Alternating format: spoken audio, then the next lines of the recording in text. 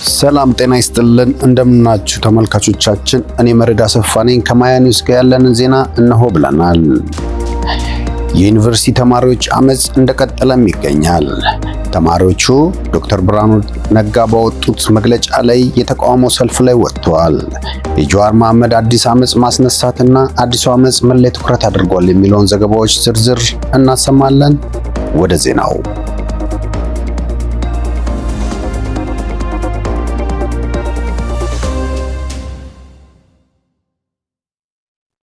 የዩኒቨርሲቲ ተማሪዎች ቀጣይ ዓመት ጀምሮ ተግባራዊ ይደረጋል የተባለው የአንድ ዓመት ብሔራዊ አገልግሎት በመቃወም አመጽ ጀምረዋል። በዩኒቨርሲቲዎች ተቃውሞ የተቀሰቀሱ የዩኒቨርሲቲ ተማሪዎች የአንድ ዓመት ብሔራዊ አገልግሎት በአስገዳጅ ሁኔታ እንደሚጀምር መግለጹን ተከትሎ ነው። የትምህርት ሚኒስትሩ ፕሮፌሰር ብርሃኑ ነጋ ከሰሞኑ በፓርላማ በሰጡት ማብራሪያ በብሔራዊ አገልግሎት ተግባራዊ እንደሚደረግም አሳውቀዋል። የዩኒቨርሲቲ ተማሪዎች መደበኛ ትምህርታቸውን ካጠናቀቁ በኋላ ለመመረቅ ለአንድ ዓመት የማስተማር ወይም ሌላ ብሔራዊ አገልግሎት መስጠት ይጠበቅባቸዋል ተብሏል። ብርሃኑ በፓርላማ ማብራሪያቸው የዩኒቨርሲቲ ተማሪዎች ከመመረቃቸው በፊት ለአንድ ዓመት በቅድሚያ የማገልገል ግዴታ ተግባራዊ መደረግ ይጀምራልም ብለዋል።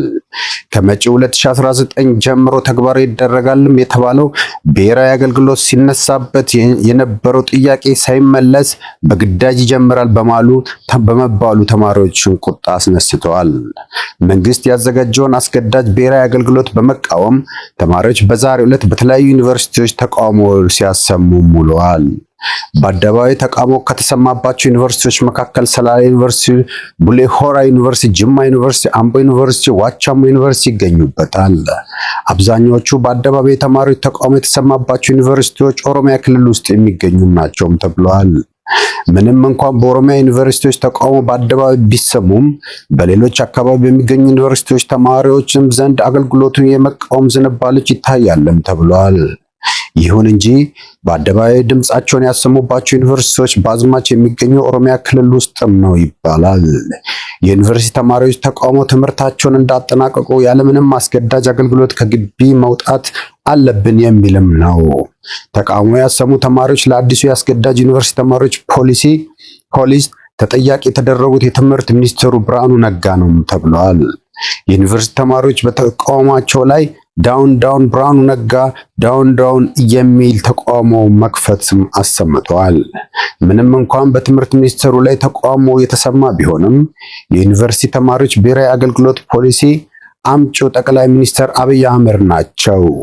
ጠቅላይ ሚኒስትሩ የዩኒቨርሲቲ ተማሪዎች ለአንድ ዓመት በብሔራዊ አገልግሎት መስጠት እንዳለባቸው እንደሚያምኑ በፓርላማ የገለጹት ከ3 ዓመት ገደማ በፊት ነበር። ጠቅላይ ሚኒስትሩ ሐሳቡን በፓርላማ ካነሱት በኋላ በትምህርት ፖሊሲው ተካቶ ነው አሁን ላይ በአስገዳጅ ሁኔታ ተግባራዊ ይደረጋል የተባለው። ትምህርት ሚኒስቴር ባዘጋጀው የኢትዮጵያ ዩኒቨርሲቲ ሰርቪስ በተገኘ የግዳጅ ብሔራዊ አገልግሎት አሰራር መሰረት ለተማሪዎች ለመመረቅ ቅድመ ሁኔታም ሰጥቷል። በአሰራሩ መሰረት በ4 ዓመት የሚመረቁ ተማሪዎች የ3ኛ ዓመት ትምህርቱን እንዳጠናቀቁ ወደ አስተማረው ማህበረሰብ ተመልሰው ለአንድ ዓመት በማስተማር አገልግሎት ይሰጣሉም ተብሏል። የዩኒቨርሲቲ ተማሪዎች የሚመረቁት ከትምህርት በኋላ 1 ዓመት የተመደቡበት አገልግሎት በአግባቡ ከፈጸሙ ብቻ ነው።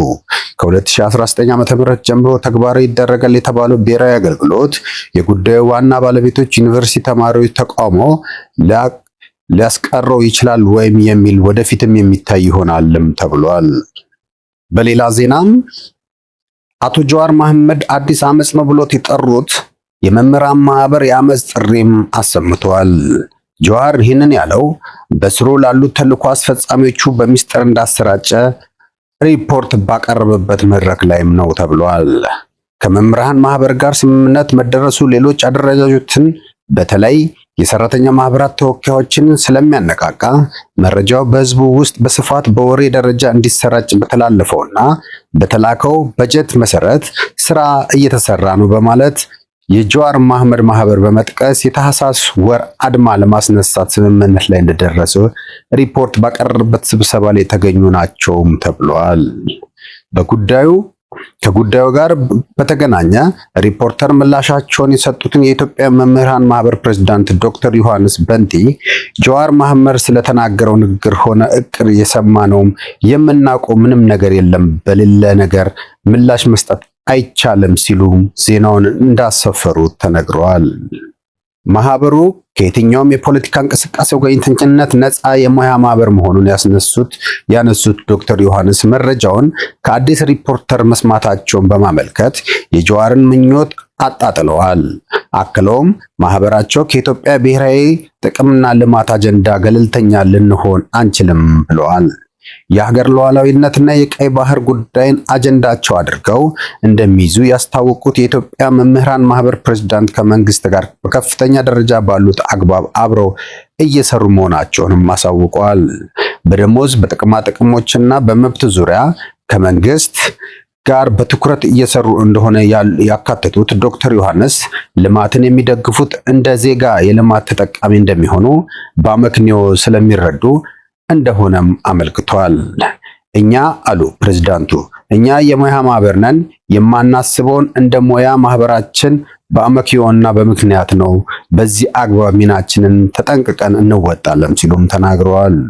ጀዋር የኢትዮጵያ መምህራን ማህበር በህዳር ወር በኢትዮጵያ አመጽ ለማቀጣጠል አስፈላጊውን ውይይት በማድረግ መስማማቱን፣ ለዚህ በቂ በጀት መመደቡን አለኝ በሚለው መዋቅር ማስተላለፉን፣ ይህም በስፋት እንዲወራ በተዋረድ ጊዜው ሲደርስ ሚዲያዎች እንዲቀባበሉት እንደሚደረግ ገልጾ አጀንዳ ማሰራጨቱን አዲስ ሪፖርተር የሰማችው ይህንን መመሪያ ሰምተናል ካሉ ምልክቶች ጋር ነው።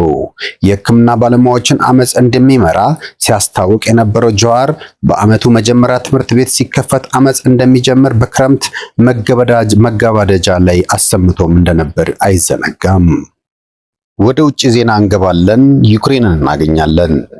ዩክሬን እስከ 100 የሚደርሱ ፈረንሳይ ሰራሽ ራፋኤል ኤፍ4 ተዋጊ አውሮፕላኖችን እንዲሁም የተሻሻሉ የአየር መከላከያዎችን ልታገኝ ነው ተባለ።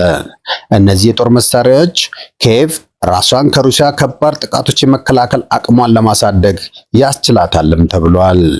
የዩክሬኑ ፕሬዝዳንት ቮሎዲሚር ሌዘር ከፈረንሳይ አቻቸው ኢማኑኤል ማክሮን ጋር በፓሪስ በአቅራቢያው በሚገኝ የአየር ማረፊያ ስምምነቱን የያዘ ሰነድ ከተፈራረሙ በኋላ እርምጃውን ታሪካዊ ሲሉም ጠርተውታል።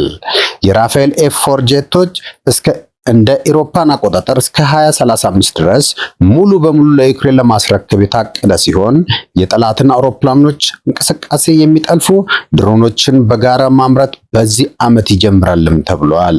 እስካሁን ድረስ የጦር መሳሪያዎችን ግዢ ወጪ ለመሸፈን የገንዘብ ምንጭ ከየት እንደሚገኝ ያልታወቀ ቢሆንም ነገር ግን ፈረንሳይ የአውሮፓን ህብረት ድጋፍ ለማግኘት እና የታገዱ የሩሲያ ንብረቶችን ለመጠቀም አቀዳለች። የሩሲያን እንቅስቃሴ የታገዱ ንብረቶችን በመጠቀም 27 አባላት ያሉትን የአውሮፓ ህብረት ለሁለት የከፈለ ውሳኔም ነው ተብሏል። ዜሌንስኪ ሰኞ ዕለት ማክሮን ጋር በጋራ በሰጡት መግለጫ ይህ ከሚቀጥለው ዓመት ጀምሮ ለ10 ዓመታት የሚቆይ ስትራቴጂያዊ ስምምነት ነው ብለው ጠርቶታል። በተጨማሪም ዩክሬን በጣም ጠንካራ የፈረንሳይ ድሮኖችን ስምምነት፣ የአየር መከላከያ ስርዓቶችንና ሌሎች የተሻሻሉ የጦር መሳሪያዎችን ታገኛለችም ብለዋል።